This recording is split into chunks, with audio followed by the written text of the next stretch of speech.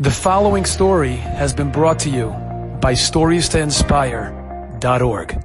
There was a Jew that lived in New York City. He didn't have an apartment to make a sukkah. He had to make the sukkah somewhere. He didn't have a porch. He didn't have a backyard. He lives in a building. Where's he going to make the sukkah? So he finds some back alleyway of the building that seems deserted. Nobody even knows about it. No one trespasses there. And he says, you know what, I'm going to make a sukkah over there. It's under the sky. No one can see me. And it's a safe place to make a sukkah. According to the halakha, it works. And nobody's going to even know that I'm there. It's not going to get in anybody's way. And he goes and he takes boards, he takes skach, and he starts building a beautiful sukkah. When he's done, he goes back into the building. And as he walks into the building, he sees the super. And the super gives him a look. And he realizes that he knows exactly what he did. He looks at him and he says, David, what's that thing that you just made over there? Don't worry about it. That's just a sukkah. It's going to be there for 7 days. It's not going to get in your way. Nobody even goes in that back alley. Everything is fine. David, it's got to go down. What do you mean it's got to go down? Why is it got to go down? I worked so hard to build it. He said, it's a hazard. It's a code, the law. You got to take it down. Oh, come on. Please, let me keep it there for 7 days. He says, I'm sorry, cannot keep it there. He says, what about the roof? Can I make the sukkah on the roof? He says, this conversation never happened. I can't tell you yes, but I'm not going to say no. But you didn't ask me. Great, thank you so much. Hazaku Baruch. He takes down the sukkah and he goes up to the top floor, right before the staircase that gets him to the roof. And he says, you know what? Before I go there, let me just go to the guy that lives under the roof, because he really has the rights to the roof. And let me just knock on his door and tell him, hey, how you doing? I'm just going to be on your roof temporarily, 7 days, using the roof. 7, 8, 9 days. I'm not going to be in your way. I'm not going to step there a lot. I'm not going to be doing a lot of walking. I'm not inviting a lot of guests. No one's going to, it's going to be quiet. And I'm going to be able to be there if it's okay with them. So he goes and he cordially knocks on the door. And the guy, the neighbor, opens the door. And he says, hi, how you doing? My name is David. I'm one of your neighbors in the building. Hi, how you doing, David? Nice to meet you. Yeah, of course. I see you around. Of course. Yeah, of course. Of course, of course. Yeah, of course. Great. I'm sorry to bother you. But, you know, we would like to just build a sukkah on the top floor. Do you mind if I use the roof just to make a sukkah? It's not going to get in your way. I'm not going to be there a long time. The guy was ready to do it. And then he thinks, this is a good opportunity to make money. This is a good way to make money. I'm sure if I charge him, he'll pay. So he looks at David and he says, sure. For just $1,000, you could have the roof for 7 days. $1,000? $1,000 for what? I'm just using it anyway. It's not being used. You're not even know that I'm there. I didn't have to ask you. I was just being nice and gorgeous to do it. I was being gorgeous to do it. And you're not charging $1,000. So listen, if you don't want to make your sukkah over there, you don't have to. Here you go. He's playing hardball. Let's let me make the sukkah. For sure. $1,000, you can make the sukkah. Says, all right, you got it. I'll pay you $1,000. And someone could be thinking at this point, what in the world is going on? Here I am, trying to make a sukkah. He makes one downstairs. He's pushed out of there, all the way upstairs. He decides to be nice. And now he's charging him $1,000. Okay, you got it. I'll give you $1,000. He's about to give him the money. And the guy says, but we have to write a contract. We got to write it up. He says, what contract? I'll take a piece of paper, I'll sign it. You don't need anything. He said, no, it's got to be legalized. It's got to be documented. And I have a lawyer that can do it for just $500. $500?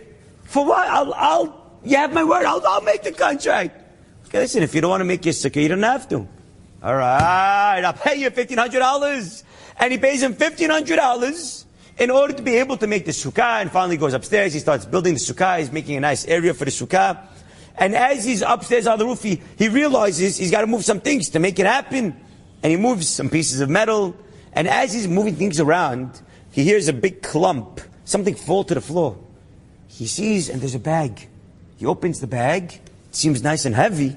Maybe it's full of metal and junk. And to his surprise, it was full of jewelry. Gold, diamond, whatever was there. He couldn't believe it. Jewelry over here? Something's wrong. No one hides jewelry over here. Only robbers that don't want to get caught. And they're hiding the evidence. So he runs to the precinct and he says, I found a bag of jewelry. Someone must have lost it. Maybe I have a report. And if you do, you'll know who to return it to. Wow, thank you so much. What's your name? What's your phone number? He gives him his information. He goes back to the sukkah. And a while after Sukkot, he gets a phone call from the precinct again. And they say, David, could you please come down to the precinct? On the one hand, he was excited. Maybe they're going to tell him, Hazako Baruch, we found the guy that it belongs to. And then he got scared. Maybe they're going to turn it on him and they're going to say, you were the thief. So he gets to the precinct and the sergeant speaks to him. And he tells him, listen, Dave, we have to have a talk. Please have a seat in my office. He goes to his office. He has a seat. He says, thank you for returning the jewelry. In truth, it actually does belong to someone that was robbed. And we have a file. And the jewelry that was found really belongs to him. There's one problem, however. He passed away already. And he has no inheritors. And according to the law, you get all the jewelry. Here you go, congratulations! You're gonna believe it! That jewelry belongs to him! He was so happy. But of course, the police weren't gonna keep it quiet. They were gonna advertise this in the news, in the papers.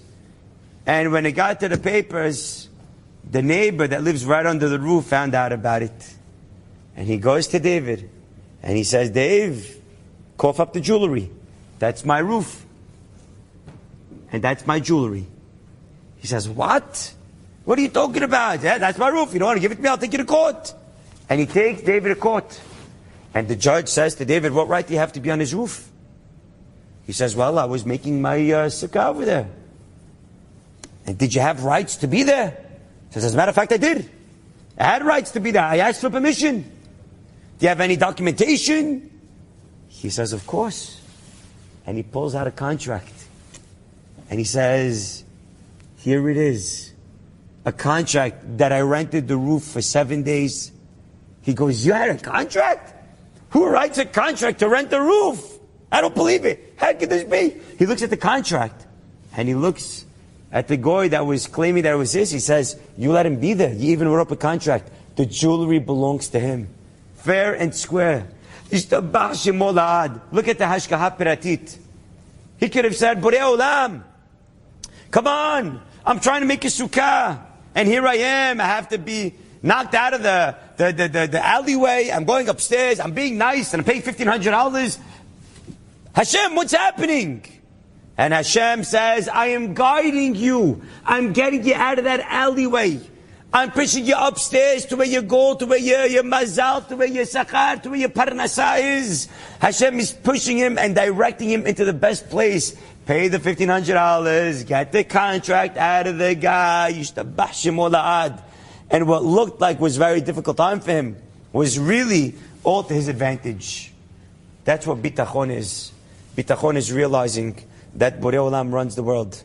As much as all year long, a person might forget and think that he's the one that calls the shots during the holiday of Sukkot. Borei Olam tells us, get out of your house. Semi dirat keva. Get out of your house. Veshev bidirat arai. And go under the wings of Borei Olam. Go tahat karfei shechina. Go into the beautiful sukkah. And remember who really runs the world. Enjoyed this story? Come again. Bring a friend. Stories to inspire.org